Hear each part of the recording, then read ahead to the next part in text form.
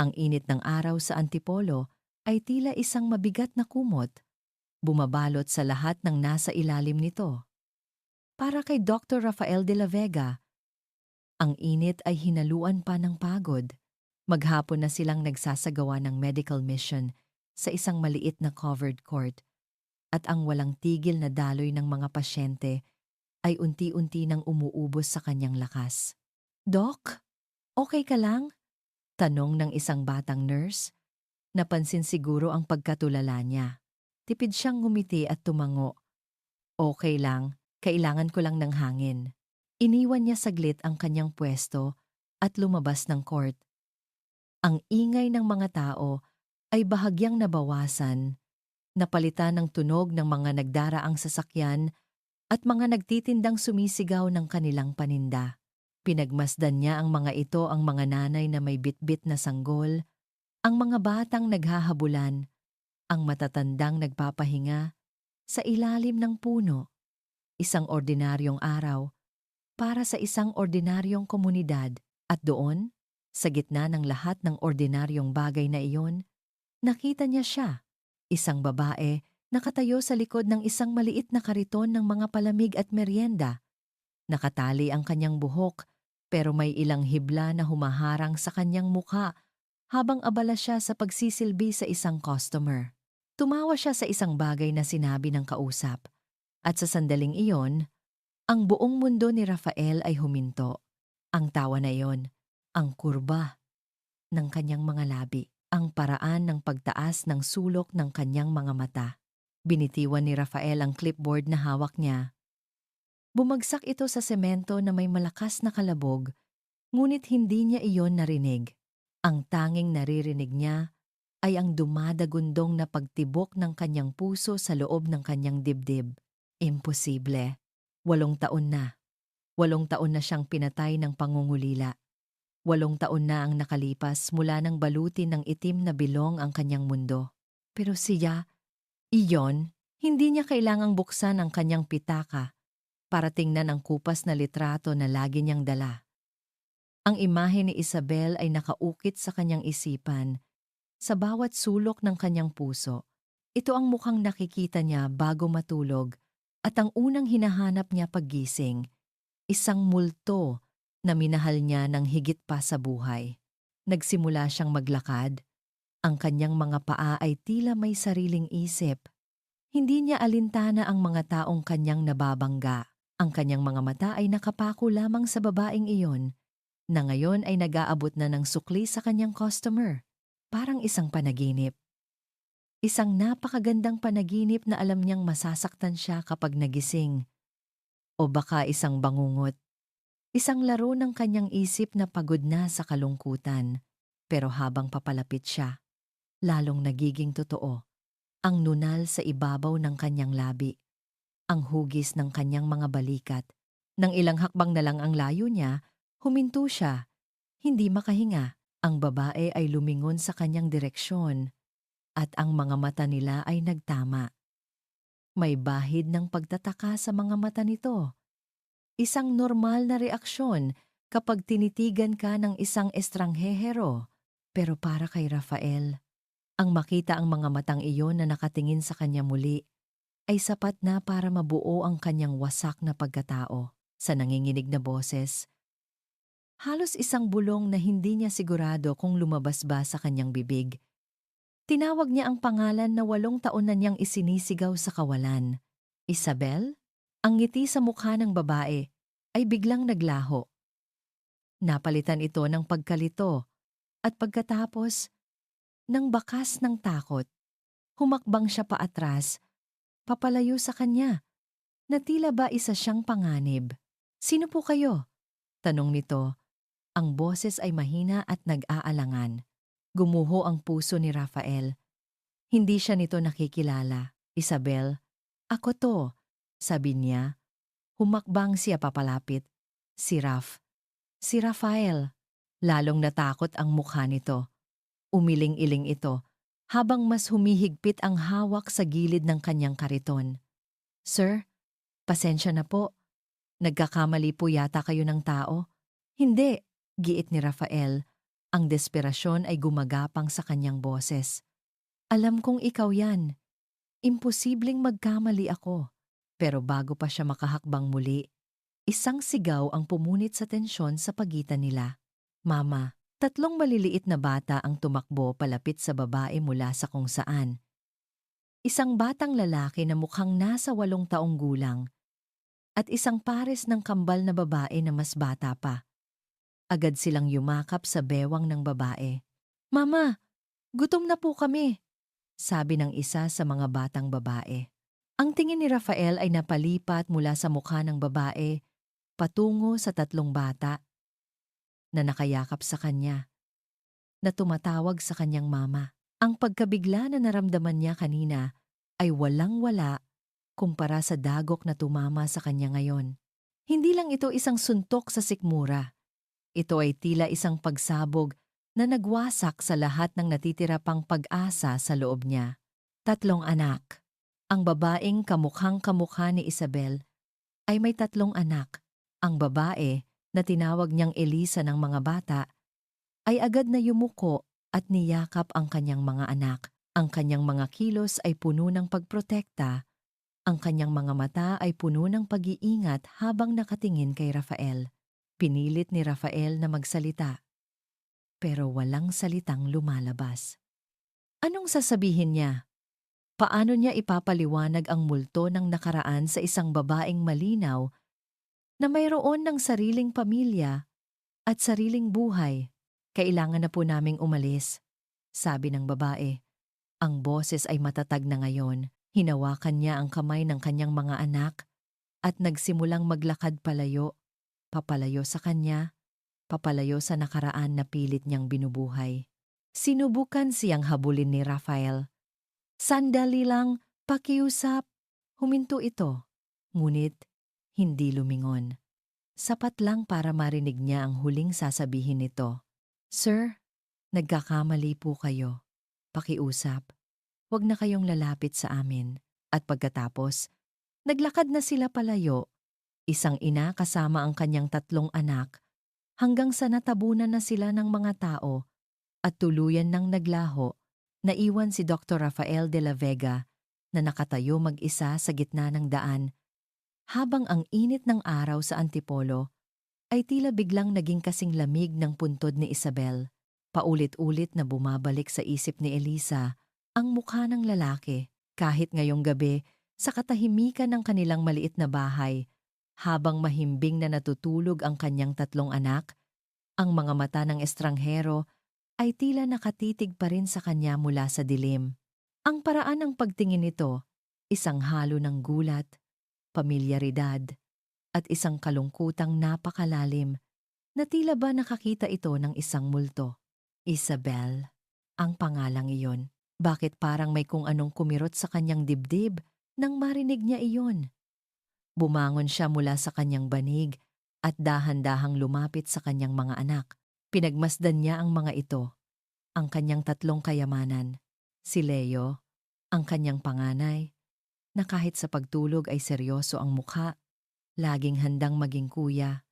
At ang kanyang kambal, sina Mia at Gabe, na magkayakap na tila ba iisa pa rin sila. Sila ang mundo niya. Sila ang lahat sa kanya. Ang buhay niya ay nagsimula nang dumating sila. Wala siyang maalala sa kung ano ang mayroon bago sila, at ayaw na niyang alamin pa. Ang mahalaga ay ang ngayon, ang kapayapaan na pinaghirapan niyang buuin para sa kanila dito sa Antipolo. Ngunit ang lalaki kanina, ang doktor, ay tila isang bato na ibinato sa isang payapang lawa. Ang mga alon na nilikha nito ay nagsisimula ng gumambala sa kanyang puso. Nangako siya sa sarili, habang hinahaplos ang buhok ni Mia. Poprotektahan niya sila, kahit kanino, kahit sa ano, kahit sa mga multo ng isang nakaraan na hindi naman niya kilala. Kinabukasan, sinubukan ni Elisa na ibalik sa normal ang lahat. Nagluto siya ng almusal, inasikaso ang mga bata, at inihanda ang kanyang paninda. Ang ordinaryong gawain ay ang kanyang sandalan. Ngunit habang nagpapakulo siya ng sago, ang isip niya ay lumilipad pa rin Sino ang lalaking iyon? At bakit pakiramdam niya ay hindi iyon ang huling pagkikita nila? Maya-maya, may kumatok sa kanilang pinto. Isang katok na mahina ngunit mariin. Agad na kumabog ang kanyang dibdib. Pinatahimik niya ang mga bata at dahan-dahang sumilip sa maliit na siwang ng kanilang bintana. At nandoon nga siya, ang doktor. Ngunit iba ang itsura niya ngayon. Hindi na siya nakasuot ng uniforme ng doktor, kundi isang simpleng polo shirt at maong. Hindi na rin ganoon kakintab ang kanyang sapatos. At sa kanyang kamay, may dala siyang isang supot na papel mula sa isang botika. Nagatubili si Eliza, hindi niya dapat buksan. Dapat niya itong paalisin.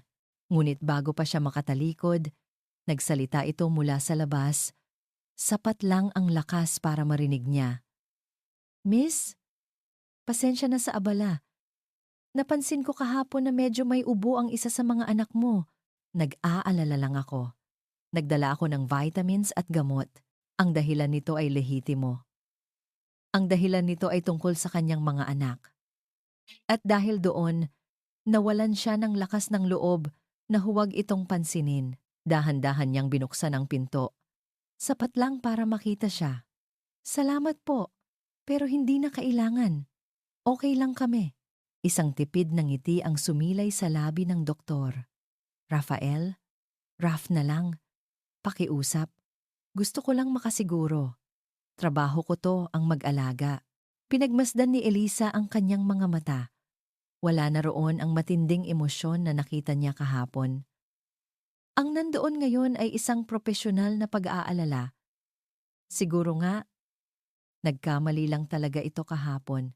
Siguro nga, kamukha lang talaga niya ang kung sino mang Isabel na iyon. Sige po, tatanggapin ko na, sabi niya. Iniabot ang kamay para kunin ang supot. Ngunit sa sandaling iyon, isang maliit na ubo ang narinig mula sa likuran niya. Si Mia. Ang tingin ni Rafael ay agad na napunta kay Mia. Pwede ko ba siyang tingnan saglit? 5 minuto lang. Para lang mapanatag ang loob ko. Bago pa man makatanggi si Eliza, lumuhod na si Rafael sa harap ni Mia. Hi, sabi ni Rafael sa pinakamalambing na boses na narinig ni Eliza. Ako si Tito Doctor. Pwede ko bang marinig ang ubo mo? Biglang nagbago ang anyo ng doktor sa kanyang paningin. Ang paraan ng kanyang pakikipag-usap sa bata, ang magaan niyang mga kamay nang kunin niya ang temperatura nito, ang pasensya niya nang kausapin niya ito. May kung anong pamilyar sa lahat ng iyon, isang bagay na hindi niya maintindihan, at iyon ang mas nakakatakot. Nakahinga siya ng maluwag nang sabihin ni Rafael na simpleng ubo lang iyon at sapat na ang bitamina. Nagpasalamat siya, at sa pagkakataong ito, mas totoo na ang pasasalamat niya. Akmang isasara na niya ang pinto. Nang tumunog ang cellphone ng doktor, kinuha niya ito mula sa kanyang bulsa at sinagot. Hello? Napanood ni Elisa ang biglang pagbabago sa mukha nito. Ang ngiti sa kanyang labi ay naglaho. Ang kanyang mga balikat ay tumuwid. Ang kanyang boses ay naging seryoso at malamig. Nahanap niyo na? Saglit itong tumahimik, nakikinig sa kabilang linya. Sigurado kayo? Sige, papunta na ako. Ibinaba niya ang tawag at tumingin kay Elisa. Ngunit tila hindi na siya nito nakikita. Ang isip nito ay nasa ibang lugar na. Pasensya na, kailangan ko nang umalis. Emergency. Tumango lang si Elisa, hindi alam ang sasabihin. Alagaan mo sila, sabi nito. Ang tingin ay nasa mga bata. Pagkatapos ay tumalikod na ito at mabilis na naglakad palayo. Sinara ni Elisa ang pinto at napasandal dito, napahawak sa kanyang dibdib. Ang pagbisita ay mas nagdulot ng kalituhan kaysa kapanatagan. Sino ang tinutukoy sa telepono? Sino ang nahanap na nila? Ilang minuto ang lumipas. Sinubukan niyang kalimutan ang lahat. Ngunit habang naghahanda siya ng tanghalian, isang tunog ang pumukaw sa kanyang pansin. Isang tunog na hindi nababagay sa kanilang simpleng kalye, ang ugong ng isang mamahaling makina ng sasakyan. Sumilip siyang muli sa bintana. Isang kotse na makinang at kulay itim ang nakahinto sa tapat ng kanilang bahay. Mas maitim pa kaysa gabi, parang isang mandaragit na naghihintay. Bumukas ang pinto sa likuran, at mula roon, isang babae ang bumaba. Nakasuot ito ng isang eleganteng bestida. Ang kanyang buhok ay perpektong nakaayos. Ang kanyang mga alahas ay kumikinang sa ilalim ng araw. Bawat galaw niya ay may awtoridad at kapangyarihan. Naglakad ito palapit sa kanilang bahay. Ang kanyang mga mata ay direktang nakatutok sa bintana kung saan siya nakasilip. Ang mga mata nito ay malamig at mapanuri. Tinitimbang ang bawat detalye ng kanyang abang tahanan. At sa sandaling iyon, naramdaman ni Elisa ang isang panganib na mas totoo at mas nakakakilabot kaysa sa multo ng nakaraan. Ang babae ay si Doña Victoria de la Vega at nakatayo na ito ngayon sa harap ng kanyang pinto. Ang bawat metro na inilalayo ng sasakyan ni Rafael mula sa bahay ni Elisa ay parang 1 kilometro ng bigat sa kanyang dibdib. Ang emergency call kanina, hindi iyon mula sa ospital.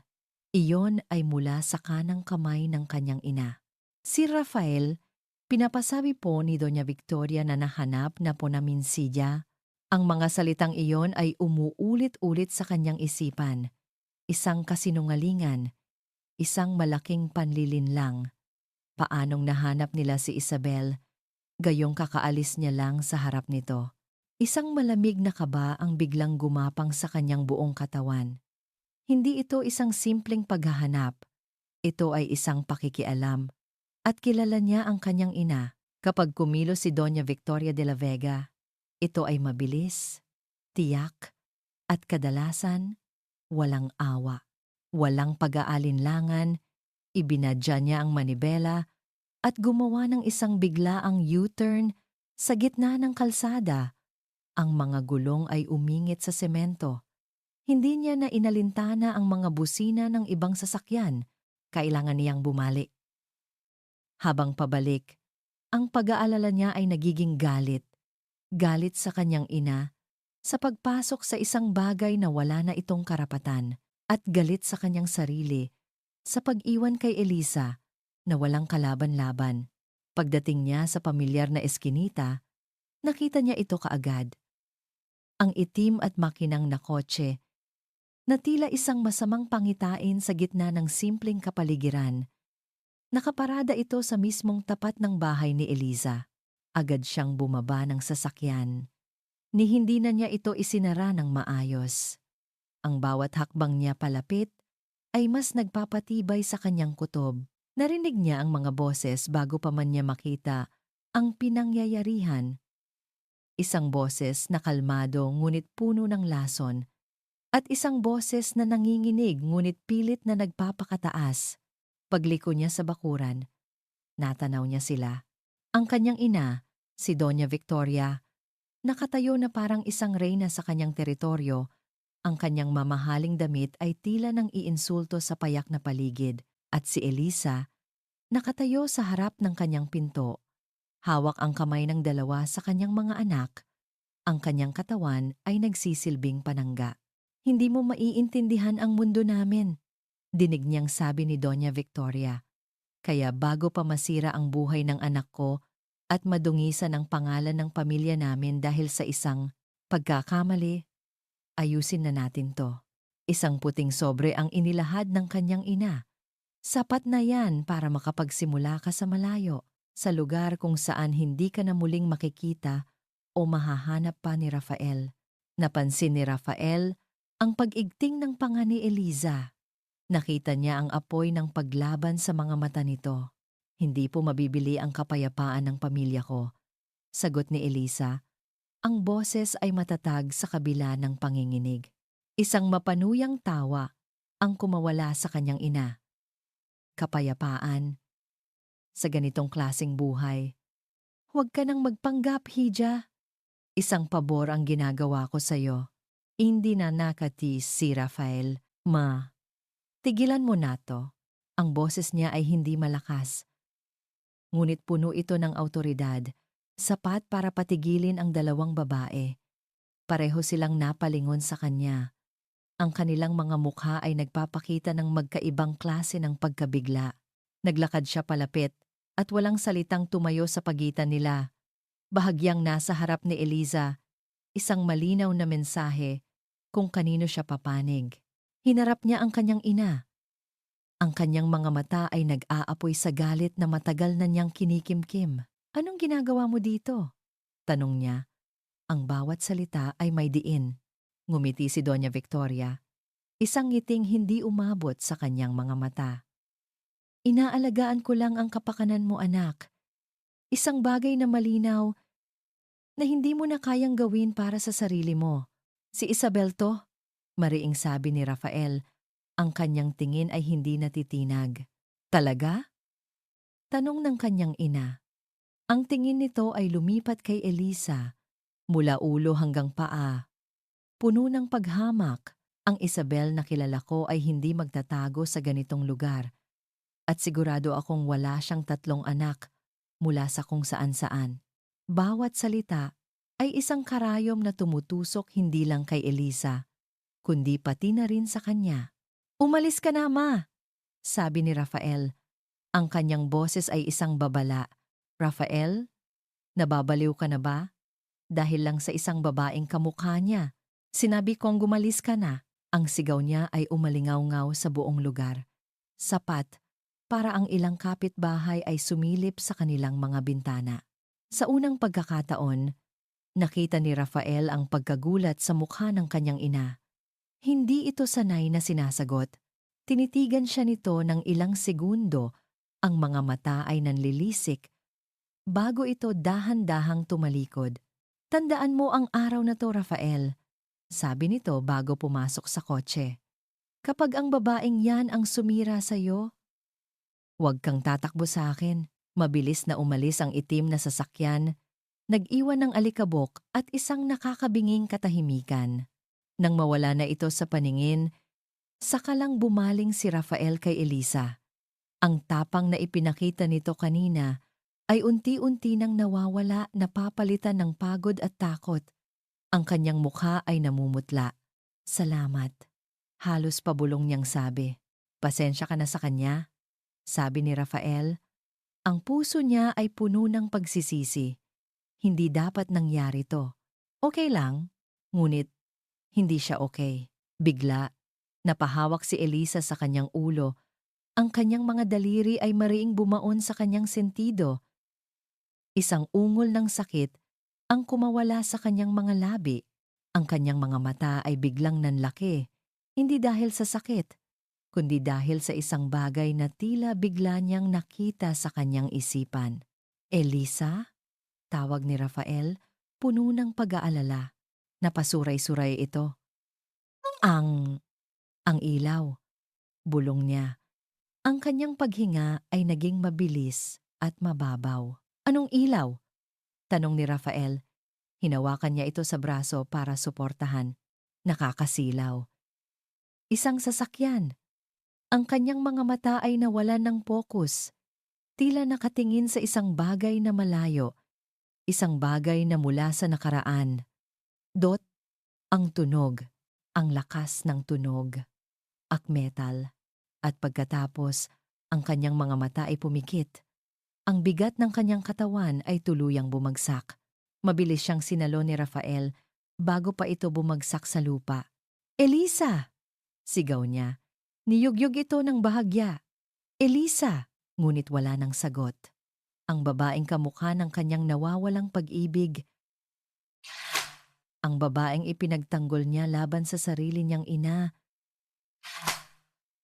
Ang unang namulatan ni Eliza ay ang pamilyar na kisame ng kanyang bahay. Ang ikalawa ay ang 3 maliliit na mukha na nakapalibot sa kanya. Ang mga mata ay puno ng pag-aalala. "Mama, okay ka lang po?" tanong ni Leo. Ang kanyang boses ay nanginginig.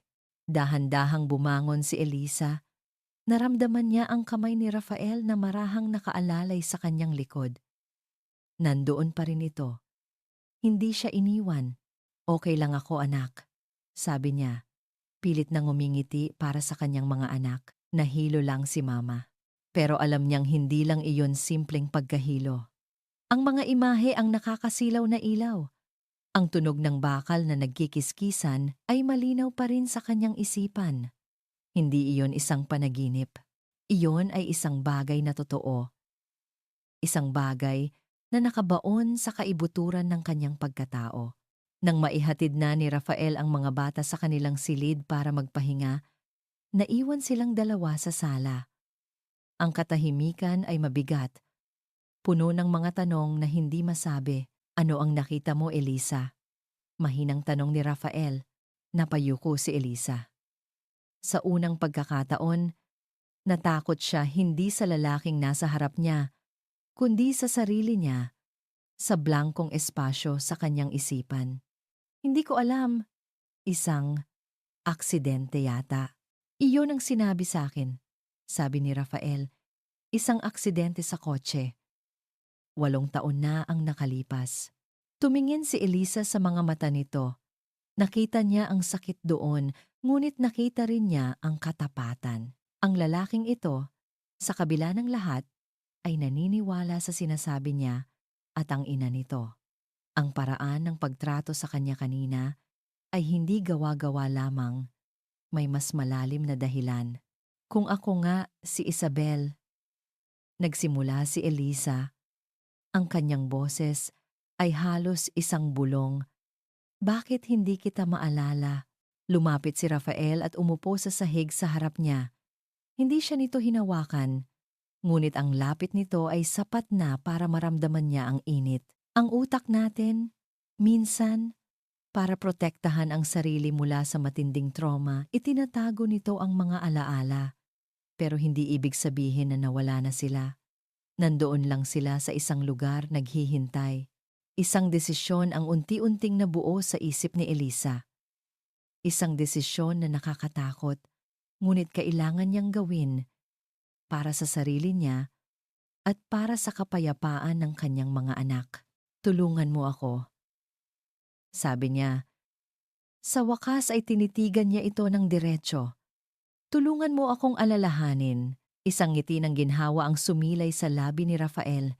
Isang ngiti na tila nagpaliwanag sa buong silid. Gagawin ko, Elisa. Gagawin ko ang lahat. Kinabukasan, sa unang pagkakataon sa loob ng 8 taon, nilisan ni Elisa ang antipolo. Ipinagbilin niya ang mga bata sa kanyang pinagkakatiwalaang kapitbahay. Isang pangako mula kay Rafael. Nasaglit lang sila. Habang nasa loob siya ng komportableng sasakyan ni Rafael, hindi niya maiwasang pagkumparahin ang dalawang mundo. Ang mundo niya ng pagtitinda at pag-aaruga sa mga anak, at ang mundo nito ng mga ospital at magagarang sasakyan. Paano naging parte ng mundo niya ang mundo nito? Saan tayo pupunta? Tanong niya. Sa isang lugar sa Taguig?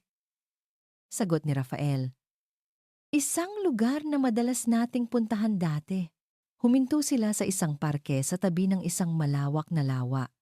Ang hangin ay sariwa at ang tanawin ay payapa. Naglakad sila sa isang maliit na daan hanggang sa marating nila ang isang partikular na bangko sa ilalim ng isang malaking puno ng akasya. Dito, sabi ni Rafael. Dito tayo laging umuupo. Pinapanood natin ang paglubog ng araw.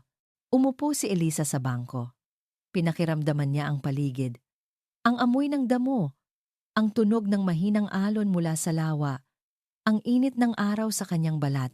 Walang partikular na alaala ang bumalik, ngunit isang pamilyar na kapayapaan ang bumalot sa kanya. Isang pakiramdam na ligtas siya dito. Napansin niya ang pagmamasid sa kanya ni Rafael.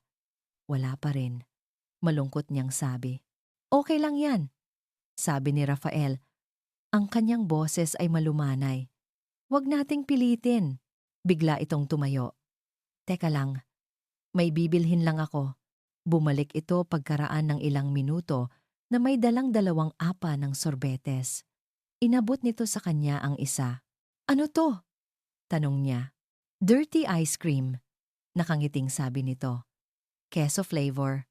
Paborito mo? Nag-aalinlangan niyang tiningnan ang sorbetes. Keso? Kakaibang lasa para sa sorbetes. Ngunit tinikman niya ito.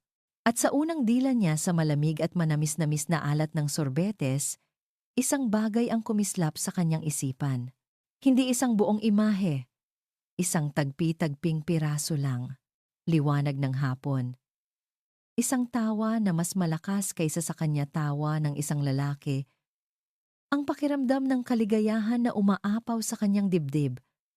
Ang lasa ng keso at gatas sa kanyang dila. Napabitaw siya sa sorbetes. Nahulog ito sa lupa. Eliza, anong nangyari? Napahawak siya sa kanyang ulo. May nakita ako. Nanginginig niyang ikinuwento ang maikling tagpong iyon. Ang mga mata ni Rafael ay nagningning sa pag-asa.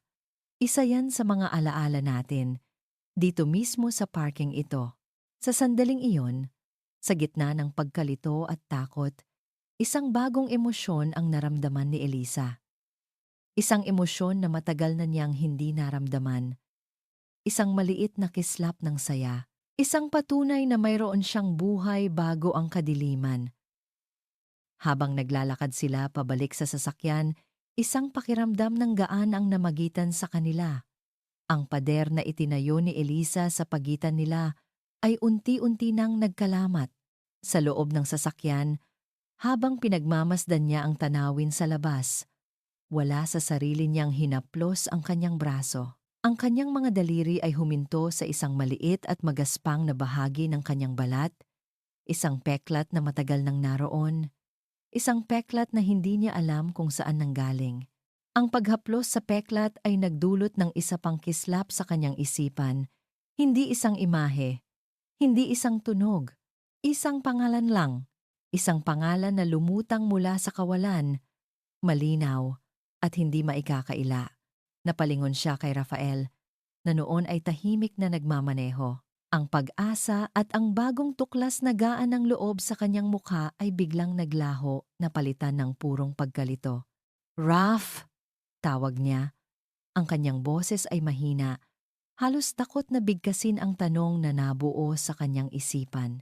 Agad na napansin ni Rafael ang pagbabago sa kanyang tono. Lumingon ito saglit sa kanya bago ibinalik ang tingin sa daan. "Bakit? May naalala ka na naman ba?" Huminga ng malalim si Eliza. Ang pangalan ay tila isang tinik sa kanyang lalamunan. May tanong ako, "Ano yun? Kilala mo ba?" Nag-atubili siya. "O, may nabanggit ba ako sa'yo dati na pangalan?" "Anong pangalan?" "Eliza." Sa wakas, pinilit niyang ilabas ang salita. Ang salita na hindi niya alam kung saan nanggaling. Ngunit sa pagbigkas niya rito, naramdaman niya ang bigat ng 8 taong pagkalimot. Marco? Ang pangalan ay tila isang bomba na sumabog sa loob ng tahimik na sasakyan. Agad na inapakan ni Rafael ang preno. Ang sasakyan ay huminto ng biglaan sa gilid ng kalsada. Napatitig lang si Rafael sa unahan. Ang kanyang mga kamay ay mahigpit na nakakapit sa manibela. Ang kanyang mga buto sa daliri ay namumuti. Ang katahimikan ay mas nakakabingi kaysa sa anumang ingay. Hindi ito lumingon. Hindi ito nagsalita. Ngunit nakita ni Eliza ang lahat sa pag-igting ng kanyang panga, sa paraan ng pagbabataas ng kanyang mga balikat. Ang pag-asa na namuo sa pagitan nila kanina sa parke ay biglang naglaho na parang bula. Napalitan ito ng isang malamig at nakakapasong tensyon. Ang alaala na bumalik sa kanya, ang unang pangalan na malinaw niyang naaalala mula sa nakaraan ay hindi ang pangalan ng lalaking nasa tabi niya. At sa katahimikan na iyon, alam ni Eliza, nang may nakakakilabot na katiyakan na ang pangalang Marco ay isang bagay na sisira sa lahat. Lumingon si Rafael sa kanya. At ang pag-asa sa mga mata nito kanina ay tuluyan nang nawala. Ang nakikita niya ngayon ay isang emosyon na hindi niya pa nakikita rito dati. Isang bakas ng sakit at isang anino ng duda. "Sino si Marco?" tanong ni Eliza. Ang kanyang boses ay nanginginig na ngayon, hindi dahil sa alaala, kundi dahil sa reaksyon ng lalaking inakala niyang sasagip sa kanya mula sa kadiliman. Ang pangalang Marco ay nanatiling nakabitin sa hangin sa loob ng sasakyan. Mas mabigat at mas nakakasakal kaysa sa usok ng syudad sa labas. Naramdaman ni Rafael ang unti-unting panlalamig ng kanyang mga kamay habang nanatili itong nakakapit sa manibela. Isang pangalan. Isang pangalan ang naaalala niya at hindi iyon ang sa kanya. Pagkatapos ng 8 taon ng pagluluksa, pagkatapos ng isang kisap mata ng pag-asa na muli niyang nahanap ang nawawalang bahagi ng kanyang kaluluwa, ito ang isinukli sa kanya ng tadhana. Isang multo mula sa nakaraan ni Elisa. Isang multo na nagngangalang Marco. Pinilit niyang kumalma. Pinilit niyang mag-isip bilang isang doktor. Amnesia, trauma, random neural firings. Ngunit ang puso niya ay hindi nakikinig sa siyensya. Ang puso niya ay sumisigaw ng isang mas simpleng salita. Selos. Hindi ko alam. Sagot niya sa wakas. Pilit na pinapanatiling pantay ang kanyang boses. Wala kang nabanggit na Marco sa akin dati. Isang kasinungalingan. Paano niya malalaman? Ang Isabel na kilala niya ay hindi pa nakakaranas ng amnesia. Naramdaman niya ang titig ni Elisa mula sa kanyang tabi. Sigurado ka? Oo. Mabilis niyang sagot. At sinimulan na niyang muling paandarin ang sasakyan. Ayaw na niyang pag-usapan pa ito. Bawat segundo na binabanggit ang pangalang iyon ay parang isang patak ng asido sa kanyang mga sugat. Ang biyahe pabalik sa Antipolo ay binalot ng isang nakakabinging katahimikan. Ang gaan ng loob at pag-asa na kanilang pinagsaluhan sa parke kanina ay ganap nang naglaho. Napalitan ng isang hindi nakikitang pader sa pagitan nila. Napansin niyang si Elisa ay tahimik lang na nakatingin sa labas ng bintana. At alam niyang pareho silang nag-iisip. Sino si Marco? At ano ang naging papel nito sa 8 taon na nawala si Isabel sa buhay niya? Sa loob ng marangyang opisina ni Doña Victoria de la Vega, ang tanging maririnig ay ang kaluskos ng papel. Sa kanyang mesa, nakalatag ang isang manipis na folder na naglalaman ng buhay ni Elisa Reyes sa nakalipas na 8 taon. Binasa niya ang bawat detalye na nakuha ng kanyang investigador. Isang simpleng buhay sa Antipolo, pagtitinda ng merienda, walang permanenteng trabaho, walang yaman, isang ordinaryong babae na nagpapalaki ng 3 anak. Napanggisisi, Doña Victoria. Ito ang klase ng babae na sumisira sa isipan ng kanyang anak? Ipinagpatuloy niya ang pagbabasa. Hanggang sa isang pangalan ang pumukaw sa kanyang atensyon. Marco Sandoval, isang mangingisda na taga-probinsya. Nakasama ni Elisa sa loob ng halos 1 taon, namatay dahil sa sakit sa baga. Isang maliit na piraso ng intriga, ngunit hindi pa sapat. At doon, sa ilalim ng mga papeles, nakita niya ang kanyang hinahanap, ang kanyang sandata. Isang kopya ng birth certificate ng panganay na anak ni Elisa, si Leo Reyes. Malinaw na nakasulat ang pangalan ng ina, Elisa Reyes. Ngunit ang espasyo para sa pangalan ng ama ay blanko. Isang ngiting tuso at puno ng tagumpay ang dahan-dahang sumilay sa mga labi ni Doña Victoria. Ito na iyon. Ang lason na sisira sa anumang tiwala na maaaring mabuo sa pagitan ni Rafael at ng babaeng iyon. Isang anak sa pagkakasala, isang patunay na hindi ito ang malinis at dalisay na Isabel na iniiyakan ni Rafael. Kinuha niya ang kanyang cellphone at tinawagan ang kanyang abogado, isang lalaking kilala sa pagiging mabilis at marumi kung kinakailangan. Attorney? Sabi niya. Ang kanyang boses ay malamig at puno ng utos. Gusto kong simulan mo ang proseso. Gusto kong makuha ang legal na kustodiya ng 2 kong apo. Ang kambal, pagdating ng gabi, hindi mapakali si Rafael. Dapat ay umuwi na siya sa Maynila, ngunit ang isip niya ay hindi siya pinayagan. Bumalik siya sa bahay ni Elisa, dala ang dahilan na kailangan niyang tingnan ang lagnat ng kambal. Ang totoo, kailangan niyang makita si Elisa. Kailangan niyang burahin ang pangalan ni Marco sa pagitan nila. Pagpasok niya, naabutan niya ang isang magulong eksena. Si Mia ay umiiyak dahil sa lagnat, habang si Gabe naman ay ayaw uminom ng gamot. Si Elisa ay halatang pagod na pagod, pilit na pinagsasabay ang pag-aalaga sa dalawa. Walang salitang pumasok si Rafael sa eksena. Kinuha niya si Gabe at sa isang mahinahon at malambing na boses, kinumbinsi niya itong uminom ng gamot. Pagkatapos, siya naman ang nagpunas kay Mia para bumaba ang lagnat nito. Sa loob ng isang oras, ang dalawang matanda ay kumilos na parang isang team, na parang isang mag-asawa, na sanay ng mag-alaga ng kanilang mga anak. Nagpapalitan sila ng mga tingin ng pag-unawa, ng pagod, ng pasasalamat. Sa mga sandaling iyon, ang pangalan ni Marco ay pansamantalang nawala. Nang sa wakas ay nakatulog na ang kambal, naupo silang dalawa sa sala, kapwa pagod. "Salamat, Raf," sabi ni Elisa. Ang kanyang boses ay taos-puso. Tumingin si Rafael sa kanya, pagkatapos ay sa natutulog na mga bata sa kwarto. "Pamilya ko rin sila, Elisa." Sa sinabi niyang iyon, naramdaman niya ang pagiging totoo nito. Ang kambal ay dugo niya. At si Leo, kahit hindi, sa maikling panahon, napamahal na rin ito sa kanya. Nakita niya ang isang posibleng pamilya, isang masaya at buong pamilya. Isang kinabukasan na handa niyang ipaglaban. Ngunit ang kinabukasan na iyon ay muling ginambala. Isang mahinang katok ang narinig nila mula sa pinto. Nagkatinginan sila. Sino naman ang bibisita ng ganoong oras ng gabi? Isang bata mula sa kapitbahay ang nakatayo roon. "Ate Eli, may nagpapabigay po," sabi nito. Iniabot ang isang kulay brown na sobre na walang pangalan, walang anumang marka. "Kanino galing?" tanong ni Eliza.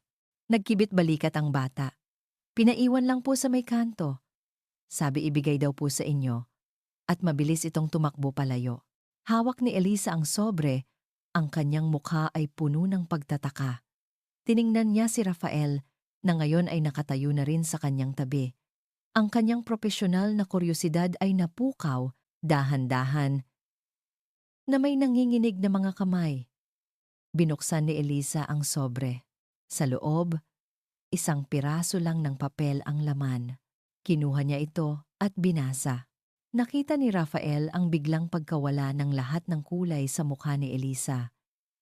Ang kanyang mga mata ay nanlaki sa hindi makapaniwalang pagkabigla. Ang kanyang mga labi ay bahagyang bumuka, ngunit walang tunog na lumabas. "Ano yan?" tanong niya.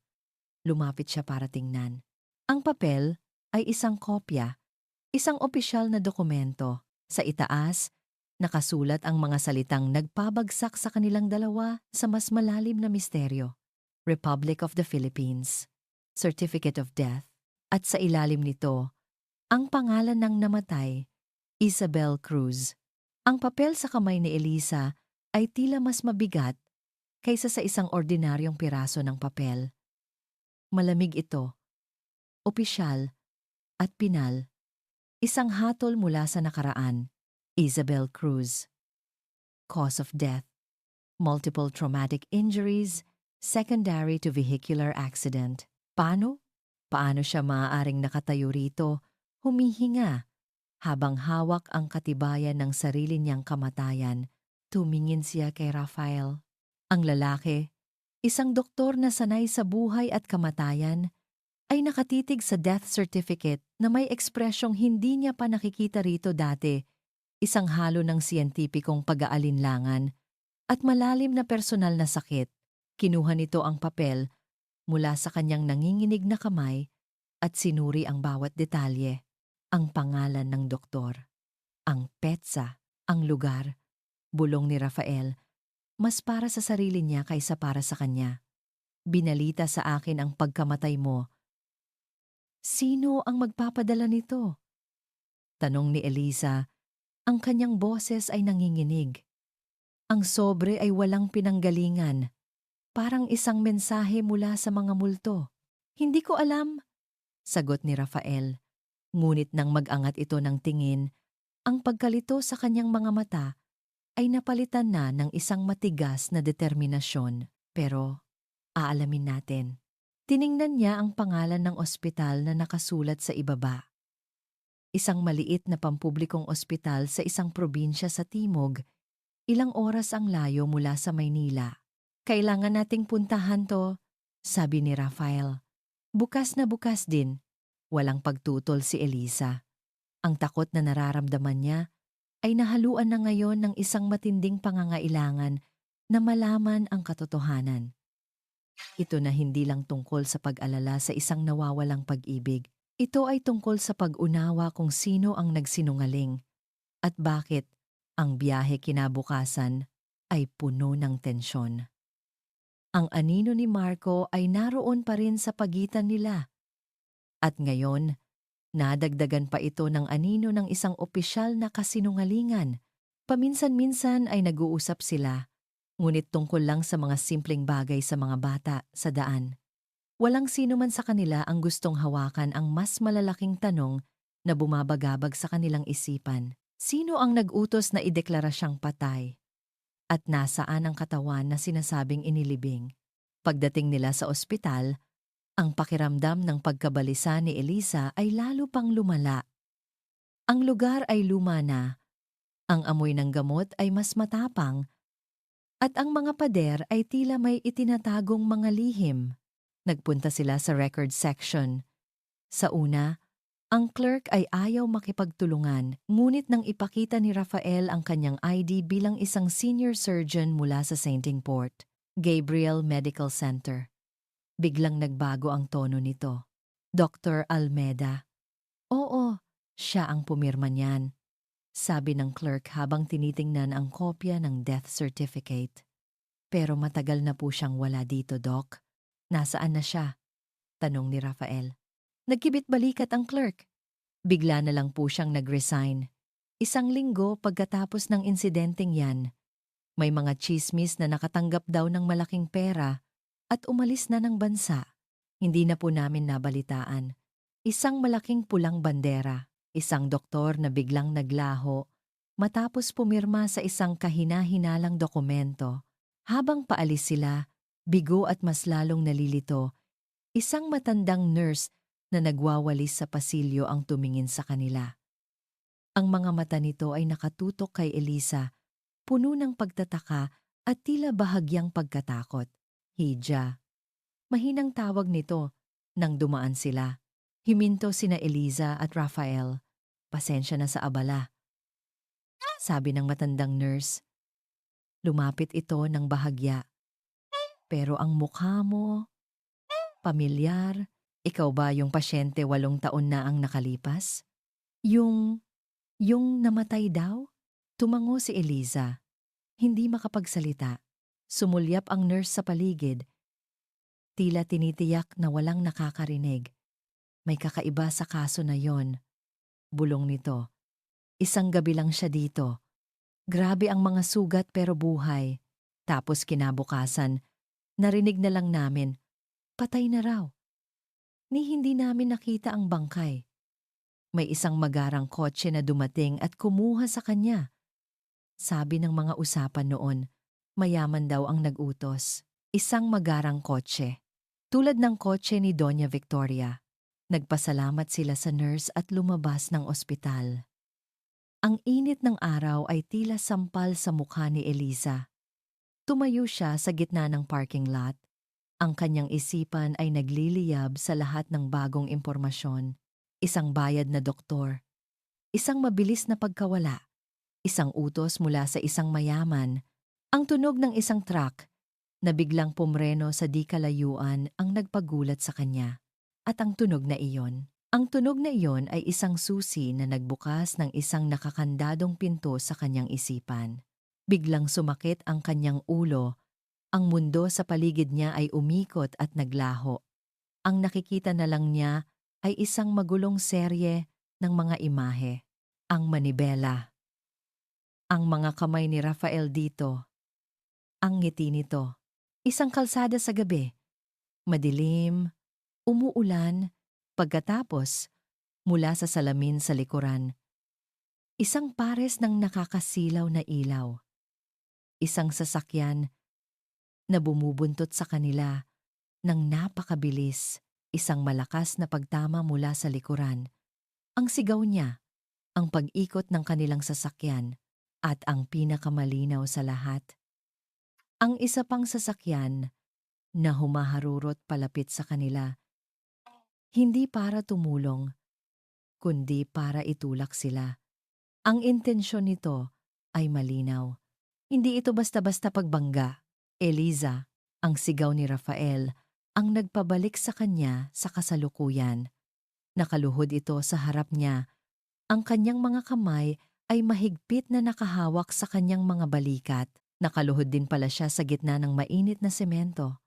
Ang kanyang paghinga ay mabilis at malalim. Eliza, anong nangyari? Anong nakita mo? Tumingin siya sa mga mata ni Rafael. Ang takot ay malinaw na nakaukit sa kanyang mukha.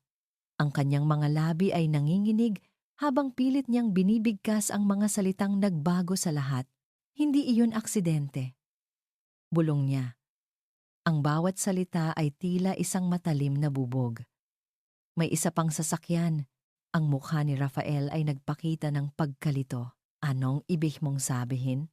Tinulak nila kami. Sabi niya. Ang kanyang boses ay tumaas dala ng biglaang pagkaunawa.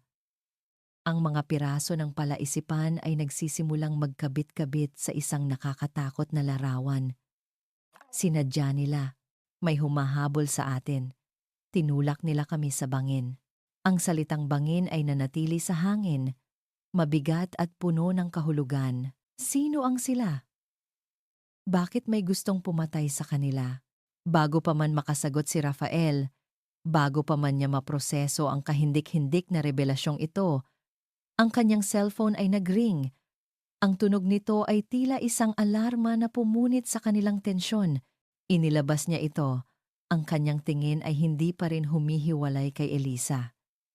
Sinagot niya ang tawag nang hindi tinitingnan kung sino ito. Hello? Isang pamilyar na boses mula sa kabilang linya ang nagsalita. Mabilis at apurahan, boses ito ng kanyang kaibigan. Isang pribadong investigador na minsan niyang hinilingan ng pabor. Raf, tumawag ako dahil may nalaman ako. Isang bagay na malaki. Nakinig si Rafael. Ang kanyang mukha ay unti-unting nagbago mula sa pag-aalala para kay Eliza patungo sa isang malamig at matalim na focus. Ang kanyang mga mata ay nanliit. Anong nalaman mo? Nagpatuloy ang boses sa kabilang linya. Raf, may nalaman ako tungkol sa finances ng pamilya ninyo 8 taon na ang nakalipas. Mukhang may tinatago ang mommy mo. Ang luma at manilaw-nilaw na papel ay naging abo sa pagitan ng mga daliri ni Doña Victoria de la Vega. Pinanood niya itong malusaw sa apoy na galing sa kanyang mamahaling lighter. Ang amoy ng nasusunog na nakaraan ay pumuno sa hangin ng kanyang pribadong opisina. Isang kopya iyon ng lumang report. Isang paunang investigasyon na ginagawa ni Isabel Cruz. 8 taon na ang nakalipas tungkol sa isang financial deal ng De La Vega Corporation. Isang sinulid na, kung nahila, ay magwawasak sa lahat ng kanilang pinaghirapan. Noon, inakala niyang sapat na ang isang aksidente para putulin ang sinulid na iyon. Pero nagkamali siya. Ang multo ni Isabel Cruz ay bumalik, hindi na bilang isang mamamahayag na may matalas na isipan, kundi bilang isang simpleng babae na may blankong alaala. Ngunit kahit ang isang blankong isipan, natutuklasan niya ngayon ay kayang magsimulang muli. At iyon ang kinatatakutan niya. Ang tawag mula sa kanyang investigador kanina ay isang malinaw na babala. Sinusubukan na nilang hanapin ang doktor na pumirma sa death certificate. Ang pader na itinayo niya sa paligid ng kanyang mga kasinungalingan ay unti-unti nang ginuho ng kanyang sariling anak. Kailangan niyang kumilos. Kailangan niyang unahan sila. Kailangan niyang magtanim ng isang lason na mas mabilis kumalat kaysa sa katotohanan. Kinuha niya ang kanyang telepono at buong ingat na pinindot ang numero ni Rafael. Huminga siya ng malalim. Hinugot ang lahat ng pagmamahal ng isang ina na kaya niyang pekehin at inihanda ang kanyang sarili para sa pinakamahalagang pag-arte ng kanyang buhay. Nang sumagot si Rafael, ang boses ni Doña Victoria ay malambing at puno ng pagsisisi. Anak, ako ito, panimula niya. Tumawag ako para humingi ng tawad. Isang sandali ng katahimikan sa kabilang linya. Pinag-isipan kong mabuti ang lahat, Rafael. Ang mga sinabi ko, ang mga ginawa ko, mali ako. Pagpapatuloy niya, bawat salita ay maingat na pinili. Gusto kong bumawi, hindi lang sa'yo, kundi pati na rin kay Elisa. At sa mga bata, Ma, ano na namang plano to? Tanong ni Rafael. Ang boses ay puno ng pagdududa. Isang huwad na tawa ang pinakawalan ni Victoria. Walang plano, anak. Pagod na akong makipag-away. Gusto ko lang makita ang mga apo ko. Gusto kong makilala ang babaeng nagpapasaya sa'yo. Pakiusap. Imbitahan mo sila dito para sa hapunan. Bilang pamilya, narinig niya ang pag-aalinlangan ni Rafael, ngunit alam niya ang kahinaan ng kanyang anak. Ang puso nitong laging umaasa sa kabutihan. At gaya ng inaasahan, pagkatapos ng ilang sandali, pumayag ito. Ang hapunan ay isang perpektong dula. Ang mansyon ng mga De La Vega, na dating naging simbolo ng pagtanggi, ay naging isang entablado para sa pagkukunwari ni Doña Victoria. Sinalubong niya sina Elisa at ang tatlong bata sa pinto na may malawak na ngiti at bukas na mga bisig. Elisa, Hija, napakaganda mo, sabi niya, hinawakan ang mga kamay nito. Ang balat ni Elisa ay magaspang, balat ng isang nagtatrabaho. Napangiwi ng bahagya si Victoria sa kanyang isipan. Pinuri niya ang mga bata. Binigyan niya sila ng mga mamahaling laruan na agad namang ikinatuwa ng mga ito. Sa hapagkainan, hindi siya tumigil sa pag-aasikaso kay Elisa. Pinupuri ang pagpapalaki nito sa mga bata. Napakahusay mong ina, Elisa, sabi niya habang pinagmamasdan ang babae na nahihiyang sumusubo ng pagkain. Kitang-kita ko kung gaano kakamahal ng mga anak mo. Nakita niya ang pagkalito sa mga mata ni Elisa, ngunit nakita rin niya ang unti-unting pagbaba ng depensa nito. Maging si Rafael ay tila naniniwala sa kanyang pagbabago. Mga hangal? Sa gitna ng kanilang dula-dulaan, sinadya niyang iwanan ang kanyang cellphone sa ibabaw ng isang maliit na mesa malapit sa kinauupuan ni Elisa at gaya ng kanyang plano, tumunog ito. Ay, pasensya na, sabi niya at dahan-dahang kinuha ang telepono. Naglakad siya ng ilang hakbang palayo. Sapat lang na marinig pa rin ni Elisa ang kanyang pribadong usapan. Sinagot niya ang tawag. Ang nasa kabilang linya ay ang kanyang investigador na sinabihan na niyang tumawag sa eksaktong oras na iyon. Hello? Sabi ni Doña Victoria. Ang kanyang boses ay tila inis. Hindi ba't sinabi kong tumawag ka mamaya? May bisita ako. Nagkunwari siyang nakikinig ng ilang segundo. Pagkatapos, ibinaba niya ang kanyang boses na parang ayaw niyang may makarinig. Ngunit sinisigurado niyang abot pa rin sa pandinig ni Elisa. Ano? Oo, tungkol nga sa lalaking iyon. Si Marco, sabi niya. Ang pangalan ay dahan-dahan at malinaw niyang binigkas. Nakakalungkot talaga ang nangyari sa kanya. Napakabuting tao pa naman daw. Isang malaking tulong sa pagpapalaki ng bata. Oo, si Leo. Kawawa naman. Muli siyang nakinig. Hindi. Itigil mo na ang investigasyon dyan. Ang mahalaga ay ang ngayon. Ang pamilya ng anak ko. Ibinaba niya ang tawag at bumuntong hininga ng malakas. Isang buntong hininga ng isang taong may mabigat na pasanin. Paglingon niya, nahuli niya ang tingin ni Elisa. Nakatingin ito sa kanya. Ang mga mata ay puno ng mga tanong. Ngumiti lang si Doña Victoria. Isang malungkot at mapag-unawang ngiti. At bumalik sa upuan na parang walang nangyari.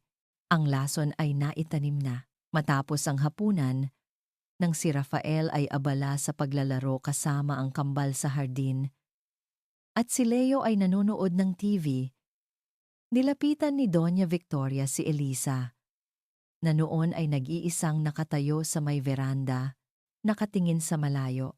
"Ayos ka lang ba, Hija?" Malambing niyang tanong.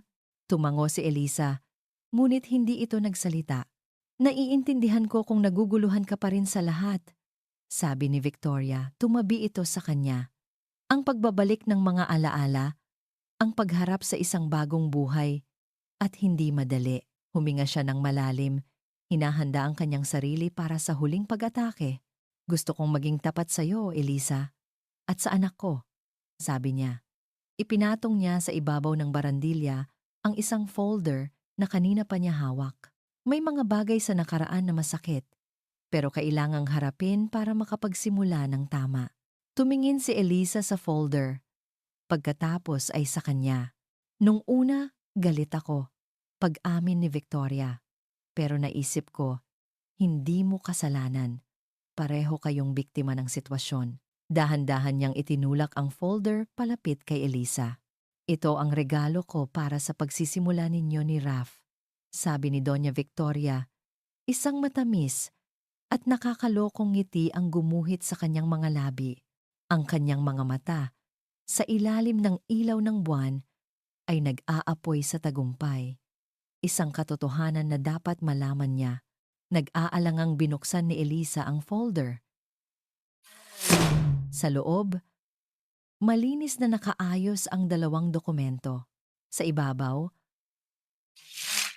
ang kopya ng birth certificate ni Leo, walang pangalan ng ama, at sa ilalim nito, isang lumang litrato. Isang litratong nakangiti si Elisa, mas bata, mas walang malay, at sa kanyang tabi, may isang lalaking nakaakbay sa kanya. Ang kanilang mga mukha ay magkalapit. Isang lalaking, hindi si Rafael. Ang tawa ng kambal, sina Mia at Gabe, ay musika sa pandinig ni Rafael. Nakaupo siya sa damuhan ng malawak na hardin ng mansyon, habang ang dalawang bata ay pilit na isinusuot ang kanyang stethoscope sa kanilang mga tainga. Nagkukunwaring mga doktor. "Papa Raf, may sakit po yung puno," sabi ni Gabe. Itinutok ang dulo ng stethoscope sa katawan ng isang lumang puno ng mangga. Napangiti si Rafael. Isang ngiting totoo at nagmumula sa puso, isang bagay na matagal na niyang hindi naramdaman ng ganito katindi. Sa tabi nila, si Leo ay seryosong nagbabasa ng isang libro, ngunit paminsan-minsan ay sumusulyap ito sa kanila na may maliit na ngiti. Ito na iyon. Ang pamilya. Ang kinabukasan na nakita niya sa kanyang mga pangarap, ang gulo, ang ingay, ang pagmamahal. Ito ang buhay na handa niyang ipaglaban. Ang babala mula sa kanyang investigador ay nakatago sa isang sulok ng kanyang isipan. "May tinatago ang mommy mo," alam niya, at mamaya, pagkatapos ng gabing ito, pagkatapos niyang maihatid ang kanyang bagong pamilya, haharapin niya ang kanyang ina. Tatapusin na niya ang mga kasinungalingan para sa kanila, para kay Elisa. "Raf," ang tawag na iyon ay pumutol sa kanyang masayang pag-iisip. Napalingon siya. Nakatayo si Elisa sa may pintuan ng veranda. Ang kanyang mukha ay nasa anino. Ngunit kitang-kita niya ang tensyon sa tindig nito. "Halika na mga anak. Gabi na," sabi ni Elisa. Ang kanyang boses ay walang buhay, walang anumang bakas ng kasiyahan na mayroon sila kanina lang. Naramdaman ni Rafael na may mali. Isang bagay na napakasama ang nangyari. Tumayo siya at tinulungang mag-ayos ang mga bata. Habang naglalakad sila pabalik sa loob, ang kanyang mga mata ay nakatuon kay Eliza na umiiwas sa kanyang tingin. Nang makapasok ang mga bata, hinarap niya ito. "May problema ba?" Hindi sumagot si Elisa. Sa halip, iniabot nito sa kanya ang isang folder, ang parehong folder na nakita niyang ibinigay ng kanyang ina kanina. Napakunot ang noo ni Rafael. Ano to? Isa na namang laro ni Mama? Umiling si Elisa. Ang mga mata nito ay nagsisimula ng mamasa. Tingnan mo, nag-aalangan. Binuksan ni Rafael ang folder. Ang unang papel ay ang birth certificate ni Leo. Hinanap niya ang pangalan ng ama. Blanco. Isang malamig na kaba ang nagsimulang gumapang sa kanyang dibdib. Bakit ito ipapakita sa kanya? Pagkatapos, nakita niya ang litrato sa ilalim nito. Ang mundo ni Rafael ay huminto. Ang babae sa litrato ay si Isabel. Ang kanyang Isabel. Ngumingiti ito. Ang mga mata ay puno ng buhay at saya. At nakaakbay dito ang isang lalaki. Isang estranghero. Ang kanilang mga mukha ay magkadikit. Ang kanilang mga ngiti ay magkatuwang. Isang perpektong larawan ng kaligayahan. Paulit-ulit na tiningnan ni Rafael ang litrato. Pilit na hinahanapan ng mali. Baka ibang babae. Baka edited lang. Ngunit wala. Siya iyon. Ang bawat detalye ng kanyang mukha ay nakaukit sa puso ni Rafael. Sino to? Tanong niya. Ang kanyang boses ay garalgal. Halos hindi makilala. Napayuko si Elisa at isang butil ng luha ang pumatak sa sahig. Siya si Marco. Marco, ang pangalan. Ang pangalan mula sa nakaraan. Ang pangalan na nagdulot ng lamat sa pagitan nila. Pagkatapos ng aksidente, nagsimula si Elisa. Ang kanyang boses ay nanginginig sa pagitan ng mga hikbi. Wala akong maalala. Mag-isa ako. Siya ang tumulong sa akin. Sa probinsya. Inalagaan niya ako. Ang bawat salita ni Elisa ay isang suntok sa sikmura ni Rafael. 1 taon. 8 taon siyang nagluluksa, habang ang babaeng mahal niya ay nasa piling ng iba. Si Leo, hirap na hirap si Elisa na dugtungan. Bunga siya ng panahon na iyon. Hindi ko alam na buntis na pala ako sa kambal nung iniwan ko siya para hanapin ang nakaraan ko. Namatay si Marco bago pa man. Hindi na niya narinig ang mga huling salita. Ang tanging umalingaw-ngaw sa kanyang isipan ay ang katotohanang sumampal sa kanya ng buong lakas. Si Leo. Hindi mo siya anak, Raf. Gumuho ang lahat. Ang masayang hardin, ang tawa ng mga bata, ang pangarap ng isang buong pamilya, lahat ay naging abo. Ang pakiramdam ng pagtataksil ay napakabigat. Isang lason na mabilis na kumalat sa kanyang buong sistema. At sa gitna ng kanyang pagkasira, ang kanyang telepono ay nagsimulang mag-ring. Hindi niya ito pinansin. Ngunit nag-ring ito ulit at ulit. Sunod-sunod. Hindi mo ba sasagutin yan? Tanong ni Elisa. Ang mukha ay basang-basa na sa luha. Naiinis. Kinuha ni Rafael ang telepono. Isang numero mula sa isang kilalang news agency. Bakit siya tatawagan ng mga to? Sinagot niya. Dr. De La Vega. Sabi ng isang mabilis na boses sa kabilang linya. Gusto lang po naming kunin ang inyong panig tungkol sa kumakalat na balita. Totoo po ba na ang babaeng kasama ninyo ngayon ay isang gold digger na may anak sa iba at nagsampa na raw po ng custody case si Doña Victoria para sa inyong kambal na anak? Binitiwan ni Rafael ang telepono. Bumagsak ito sa mamahaling sahig na may malakas na kalabog. Kasabay noon, isang katulong ang lumapit kay Elisa. May dalang isang opisyal na sobre. Ma'am, pinabibigay po ng abogado ni Doña Victoria. Isang court summons. Ang atake ay perpektong isinagawa. Mula sa loob at mula sa labas. Siya ay napapalibutan. Wasak na wasak. Tumingin siya kay Elisa. Ang babaeng minahal niya bilang si Isabel at ang babaeng nagsimula na niyang mahalin bilang si Elisa. Ngunit ngayon, ang nakikita na lang niya ay isang mukha ng kasinungalingan. Ang sakit, ang galit, ang pagkalito, ang panlilinlang ng kanyang ina, lahat ay nagsama-sama at naghanap ng isang paglalabasan. At si Elisa ang nasa harap niya. Lahat ba ng ito? Nagsimula si Rafael. Ang kanyang boses ay malamig at walang emosyon, isang boses na hindi niya alam na kaya niyang gawin. Ay isang kasinungalingan? Hindi naghintay ng sagot si Rafael. Ang sakit sa mga mata ni Elisa ay hindi na niya kayang tingnan. Tumalikod siya. Bawat hakbang palayo sa kanya ay isang hakbang palayo sa pangarap na binuo niya. Bawat hakbang ay mas nagpapatibay sa pader na itinatayo niya sa paligid ng kanyang durog na puso. Iniwan niya si Elisa na nakaluhod at umiiyak sa gitna ng malamig at malawak na sala ng mansyon, nag-iisa sa gitna ng kanilang winasak na pag-asa. Ang apat na sulok ng kanyang opisina sa St. Gabriel Medical Center ay tila isang malamig na kulungan. Sa labas ng bintana, ang mga ilaw ng syudad ay kumikinang. Isang testamento sa mundong patuloy na umiikot kahit na ang sa kanya ay huminto na. Ilang oras na siyang nakaupo sa dilim. Walang ginagawa. Walang iniisip. Ang tanging nararamdaman niya ay ang malawak na kawalan na iniwan ng pagguho ng kanyang pag-asa. Si Leo, hindi mo siya anak? Ang mga salita ni Elisa ay umuulit-ulit sa kanyang isipan na parang isang sirang plaka. Bawat ulit ay mas masakit kaysa sa nauna. Kasinungalingan, paglilihim. Ang pamilyang inakala niyang buo ay may lamat pala sa mismong pundasyon nito. Idagdag pa ang perpektong pagkakatugma ng lahat.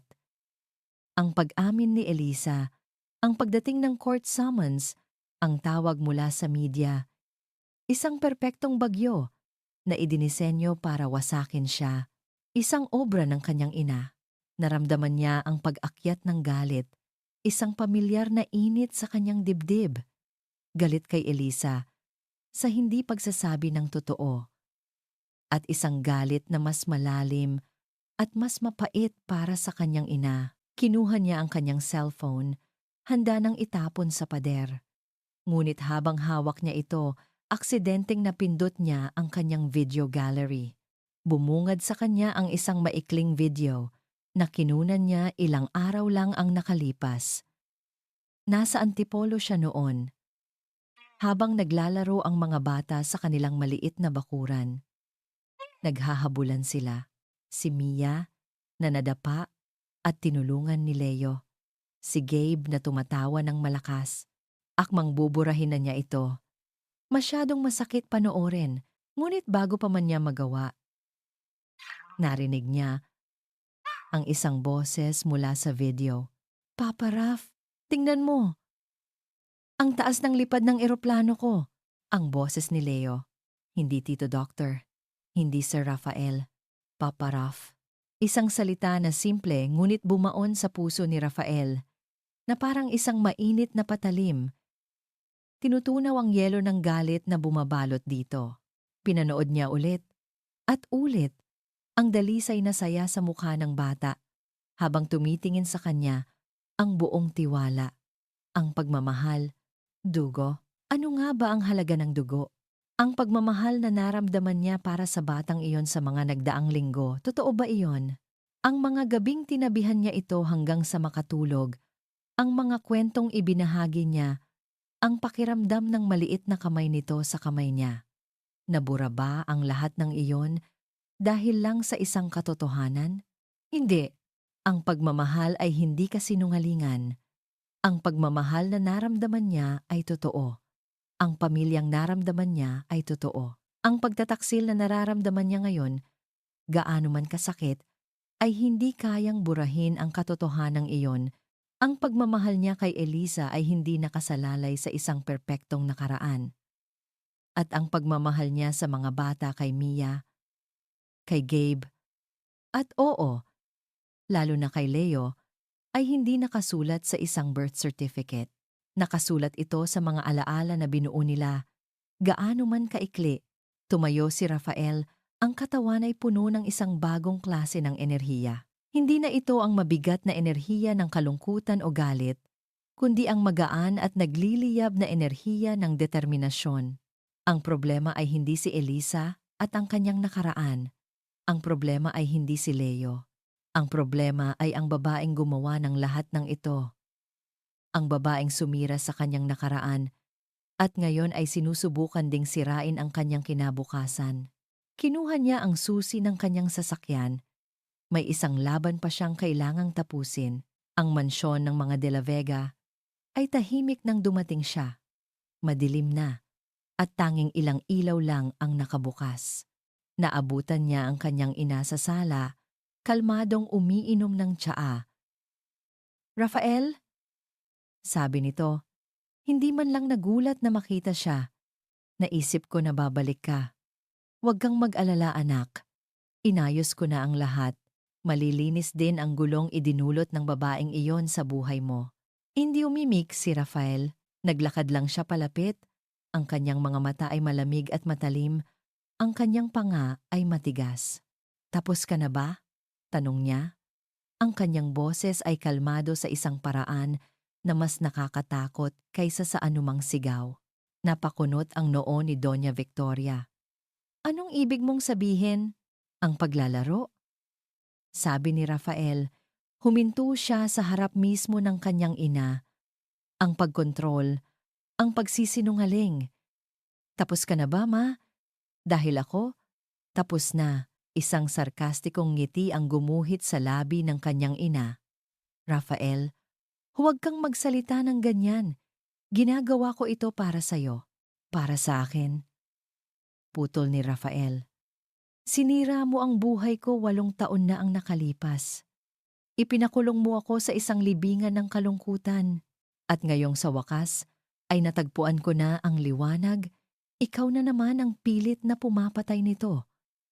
Para kanino, ma? Para sa akin? O para sa'yo? Wala kang alam sa mga ginawa ko. Ngayon, alam ko na." Mariing sabi ni Rafael. "Alam kong hindi aksidente ang nangyari. Alam kong ikaw ang nag-utos na ideklara siyang patay. Alam kong ikaw ang nagpadala ng death certificate. Alam kong ikaw ang tumawag sa media. At alam kong ikaw ang sumisira sa pamilya ko." Tumayo si Doña Victoria. Ang kanyang mukha ay nababalot na ng galit. "Oo, ako nga. At dapat kang magpasalamat sa akin. Inililigtas kita sa isang babaeng manloloko. Hindi na ako ang laruan mo, ma," sabi ni Rafael. Ang kanyang boses ay hindi natitinag. "At hindi mo sisirain ang pamilya ko." Tumawa ng malakas si Doña Victoria. "Pamilya? Ang isang bastardo at ang ina niyang sinungaling? Rafael, gumising ka! Ako ang gising na gising ngayon, ma. At naaalala ko na ang lahat.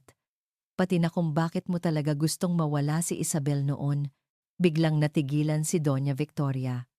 Ang kulay sa kanyang mukha ay unti-unting nawala. "Ang kaibigan kong imbestigador." Pagpapatuloy ni Rafael, ay natunton ang isang lumang law firm, isang safety deposit box. Nakapangalan sa isang pinagkakatiwalaang kaibigan ni Isabel.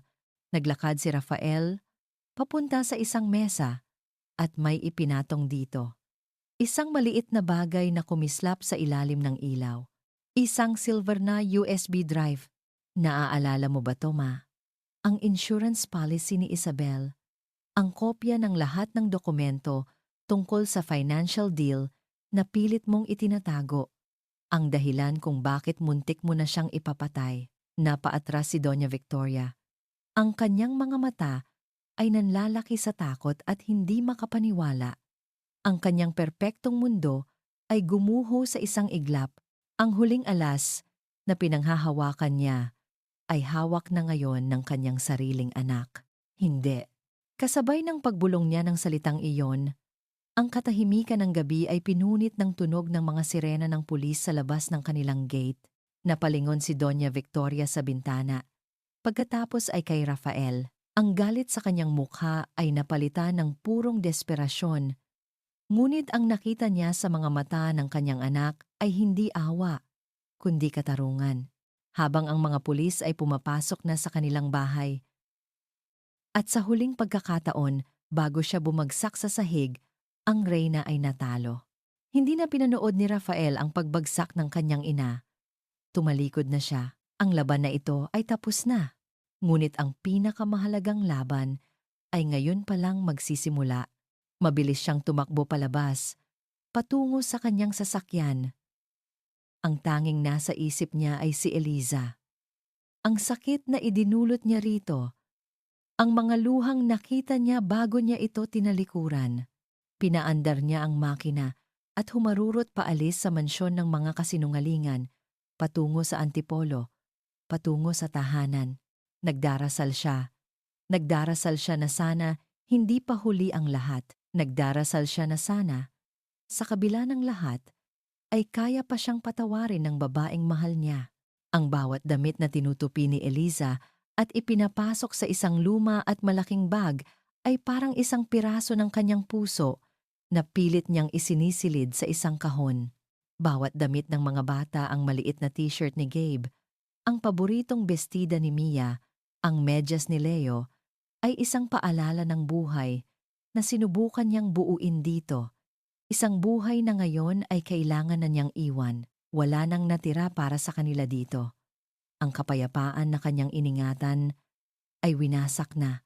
At ang pag-asa, gaano man kaliit, na kanyang naramdaman sa piling ni Rafael, ay tinangay na ng hangin, kasama ng mga masasakit na salitang binitiwan nito. Lahat ba ng ito ay isang kasinungalingan? Ang tanong na iyon ay mas masakit kaysa sa anumang sampal. Dahil ang sagot ay hindi. Ang pagmamahal na nagsimulang tumubo sa puso niya para sa lalaking iyon ay totoo. At iyon ang dahilan kung bakit kailangan na nilang umalis, bago pa sila mas masaktan. Bago pa mas masaktan ang kanyang mga anak. Ang kambal ay mahimbing nang natutulog, pagod sa emosyon ng gabing iyon. Si Leo lang ang gising pa. Tahimik na nakaupo sa isang sulok, pinagmamasdan ang bawat galaw niya.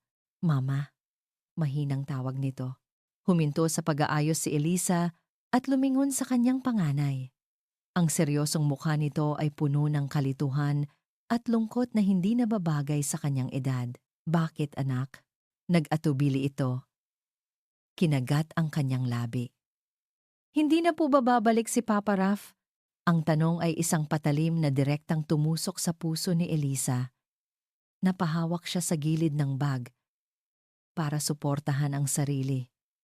Paano niya sasagutin iyon? Paano niya ipapaliwanag ang isang bagay na kahit siya ay hindi maintindihan? Pinilit niyang ngumiti. Magbabakasyon tayo, anak. Tayo-tayo lang. Ngunit alam niyang nabasa ni Leo ang kasinungalingan sa kanyang mga mata. Yumuko ito at niyakap ang kanyang mga tuhod. Sa sandaling iyon, isang mahinang katok ang narinig nila mula sa pinto. Natigilan si Eliza. Ang kanyang puso ay biglang kumabog ng napakabilis. Sino ang pupunta sa ganitong oras ng gabi? Dahan-dahan siyang lumapit sa pinto. Ang isang kamay ay nasa balikat ni Leo, na ngayon ay nakatayo na sa kanyang likuran. Sumilip siya sa maliit na siwang, at ang kanyang paghinga ay naputol. Si Rafael, nakatayo ito roon. Ang kanyang damit ay gusot, ang kanyang buhok ay magulo, at ang kanyang mga mata ay puno ng isang emosyon na hindi mabasa ni Eliza, isang halo ng pagsisisi, desperasyon, at isang matinding pagmamahal. Binuksan ni Eliza ang pinto, ngunit nanatili siyang nakaharang, isang buhay na pader, sa pagitan ni Rafael at ng kanyang anak. Anong ginagawa mo dito? Tanong niya. Ang kanyang boses ay malamig at nanginginig. Hindi siya sinagot ni Rafael. Ang mga mata nito ay hindi sa kanya nakatingin, kundi sa batang nagtatago sa kanyang likuran. Dahan-dahan, lumampas si Rafael sa kanya. Hindi siya nito hinawakan, ngunit ang kanyang presensya ay tila pumuno sa buong kabahayan. Naglakad ito palapit kay Leo, na napaatras dahil sa takot, at doon, sa gitna ng kanilang maliit at payak na sala, lumuhod si Dr. Rafael de la Vega, ang sikat na surgeon, ang tagapagmana ng mga de la Vega, ay lumuhod sa harap ng isang 8 taong gulang na bata. Tiningnan niya si Leo ng diretso sa mga mata. Narinig ko ang tanong mo kanina.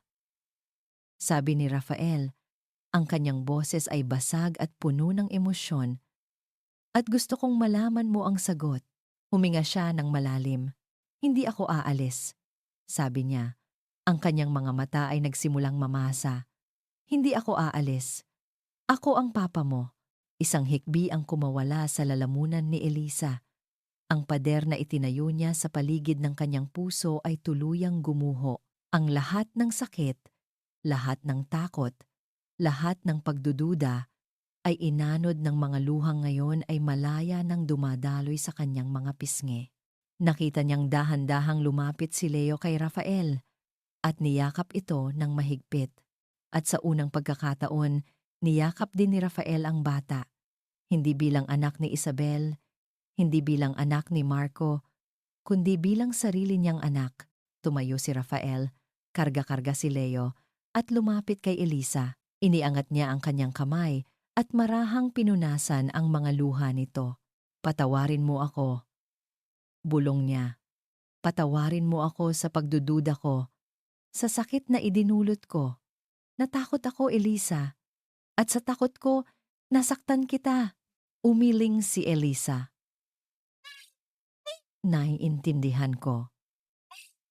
Hindi mo kasalanan ang nakaraan, sabi ni Rafael. Wala sa ating may kasalanan. Ang mahalaga ay ang ngayon at ang bukas. Mahal kita, Elisa. Pagpapatuloy niya. Mahal kita bilang ikaw.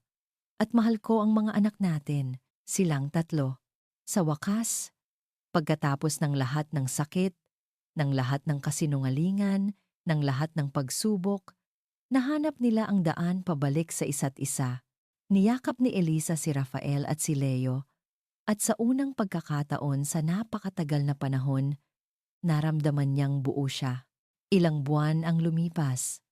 Ang araw ay ginintuan sa isang tahimik na dalampasigan. Ang tawa ni Mia at Gabe ay kasabay ng tunog ng mga alon habang gumagawa sila ng kastilyong buhangin sa di kalayuan. Tinuturuan ni Rafael si Leo kung paano magpaigkas ng bato sa ibabaw ng tubig. Nakaupo si Elisa sa isang banig. Pinagmamasdan silang lahat, ang kanyang pamilya. Walang mansyon, walang yaman, tanging sila lang at ang payapang dagat. At iyon ay higit pa sa sapat. Lumapit si Rafael at umupo sa tabi niya. Inakbayan siya. Masaya ka ba? Ngumiti si Elisa, isang ngiting abot hanggang sa kanyang mga mata. Isinandal niya ang kanyang ulo sa balikat nito. Sobra, sa wakas. Sa gitna ng mga alon, natagpuan nila hindi ang nakaraan na nawala, kundi ang kinabukasan na sabay nilang bubuuin. At dito po nagtatapos ang kwento ni na Dr. Rafael de la Vega at Elisa Reyes, isang kwento ng nawalang nakaraan at isang kinabukasang muling natagpuan. Mula sa kaibuturan ng aking puso, maraming salamat po sa inyong walang sawang pagsubaybay at pakikinig. Habang isinusulat ko ang bawat kabanata, kasama ninyo akong kinilig, nasaktan, nagalit, at umasa para kina Raf at Ellie. Hindi po naging madali ang kanilang pinagdaanan, at ganun din ang paglalakbay natin sa kanilang kwento. Ito ay isang paalala na ang tunay na pag-ibig ay may kakayahang maghilom kahit pa ang pinakamalalim na sugat, na ang pamilya ay hindi laging nakasulat sa dugo, kundi sa pag-ibig na pinipili nating ibigay at alagaan araw-araw. At higit sa lahat, isang paalala na kahit sa pinakamadilim na kabanata ng ating buhay, laging may pag-asang naghihintay sa huling pahina. Ngayon, nais ko namang marinig ang inyong saloobin. Anong aral ang inyong napulot? Saang bahagi kayo pinakanaantig? Inaanyayahan ko po kayong i-share ang inyong mga komento sa ibaba. Babasahin ko po ang bawat isa. Hanggang sa muli nating pagkikita sa susunod na kwento. Muli, maraming salamat po. Nagmamahal, Kwentong Puso TV.